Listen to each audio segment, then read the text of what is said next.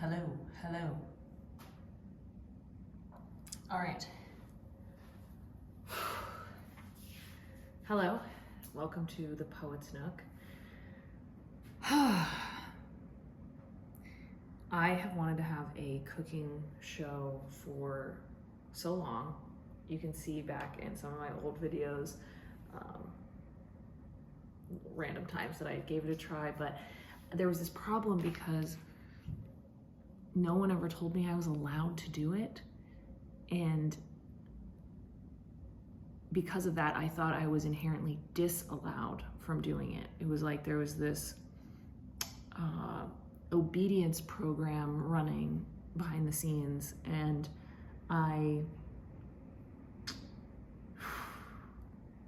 had no idea how much I was just obeying rules that I didn't even know were there. So I'm doing this for myself, and I'm also doing this because I think that this could really create some good in the world. I only ever create art that I feel like has a potential for elevating collective consciousness, and so the mission behind this project is reconnecting us with the agency that we have over the food that we eat. It seems so simple, but it's really not, because I know so many intelligent, empowered, brave people of all types, doesn't matter how privileged you are, this is everyone, I think, who feel like they do not know how to cook, don't have any connection with where their food comes from, can't afford the type of food that they want, aren't connected with their ancestral heritage of like what kind of foods and ingredients are in their ancestry, in their blood, in their bones, what kind of plancestors they have. That's Layla Fagali's term that I love so much. And so anyway, this is not supposed to be so sad.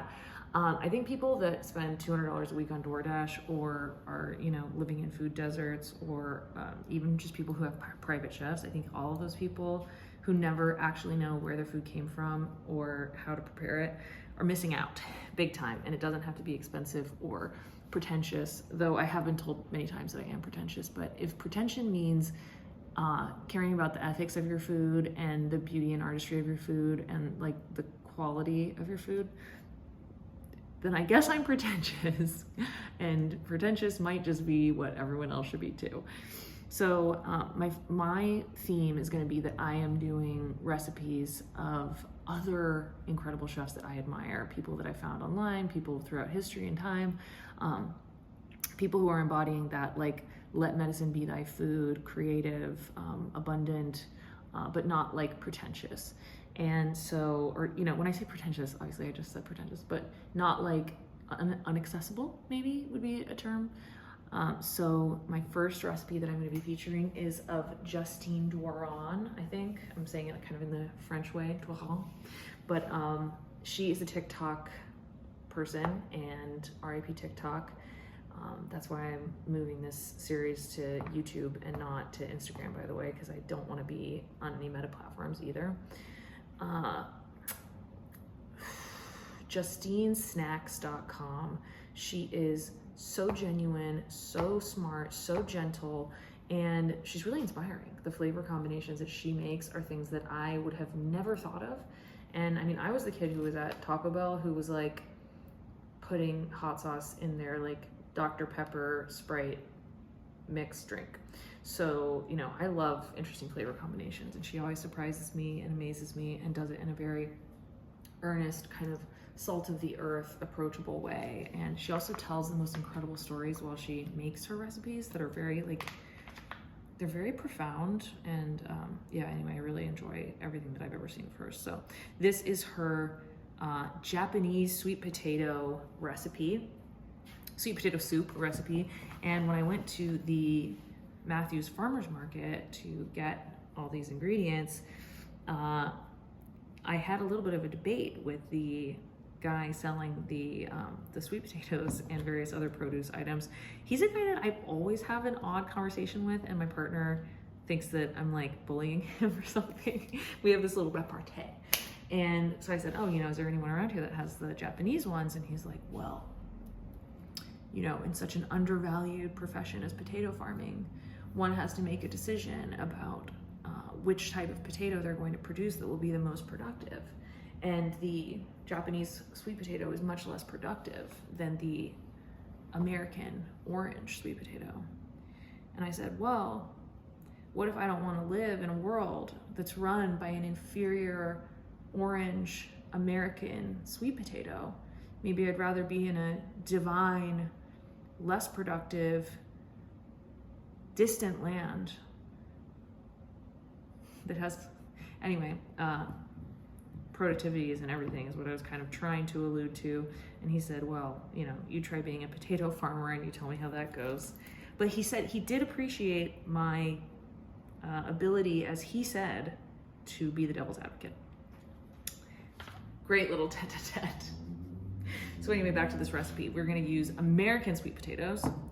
Another important part of this recipe is gorgeous oyster mushrooms and bok choy, which is kind of like a little green that has this crispiness to it. It's like a little bit bitter, but not really. It's like,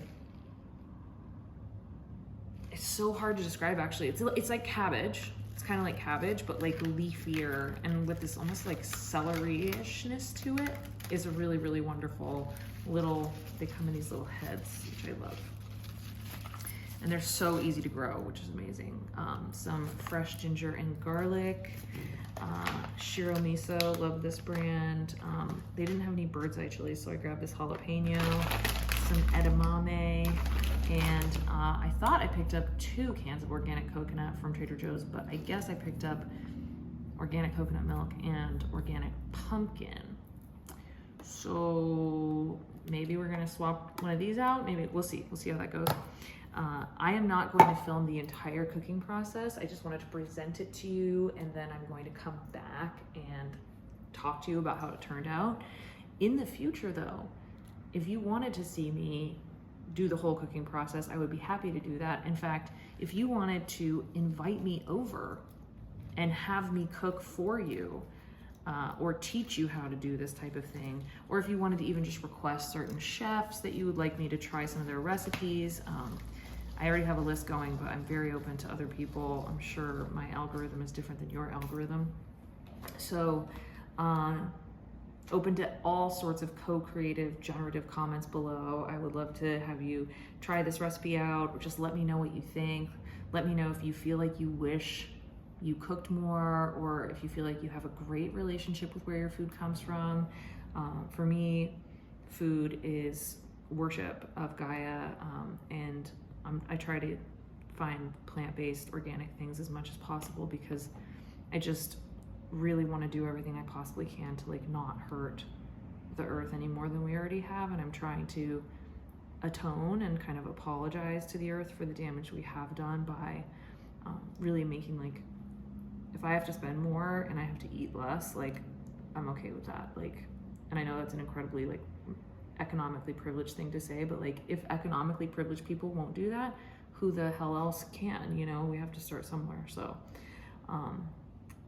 yeah, I also, you know, bok choy is not the most expensive thing in the world, so you can still make economic choices and make choices that are causing less pain to Gaia and more bountiful, even if it just means a more reverent eating practice. That can be just, I mean, just look at that. Yeah, so ancestral healing, healing our relationship with ourselves, aka the earth, and yeah, I'll let you know how the recipe goes. Thanks so much. All right, well, that took a little longer than I expected because I got so into communing with all of the wonderful bits of the plants. I love to just look at them, interact with them, all their different textures, and I'll make them into stocks or I'll make them into compost, and I just, like, I'm so grateful for all of these contributions to this wonderful meal. Now, let's have a taste. I'm going, it's literally still just bubbling away on the stove here. Oh, I want to show you it. I know how I can do it. I'll show it to you in this clear measuring cup.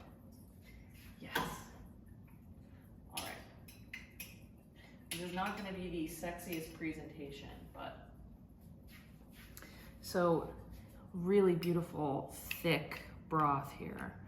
That's just like, I mean, I'm so excited to eat this. I can't, I mean, just look at the colors and the textures.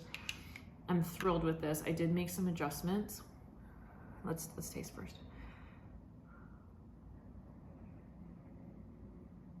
The aroma coming off the broth is so beautiful.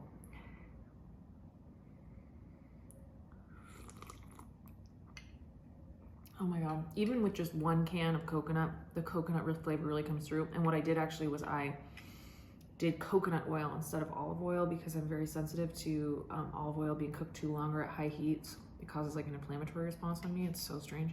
But what I ended up doing, actually, I did not feel that this was like umami enough at first, so I added a little extra miso, and then I even added a little bit of red chili powder mix. I think maybe my bird's eye chili swap out for the jalapeno was not as strong as it should be. Oh my God, it's so beautiful, it's so savory. Thank you, Justine, for putting such wonderful creations out into the world. I am going to go relax. I hope you enjoy your meal. Gaia's gifts are our gifts, and we should treat them as the most precious gifts, because they are. Enjoy your Cuisine Poetique.